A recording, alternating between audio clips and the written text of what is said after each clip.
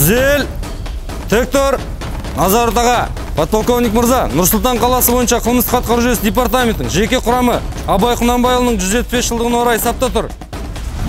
Саламатсыздар ма, мырзалар? Саламатсыздар, полковник мырза! Еркін тұр. Сіздерді ұлы ойшыл Абай Құнанбайұлының 175 жылдығымен құттықтаймын.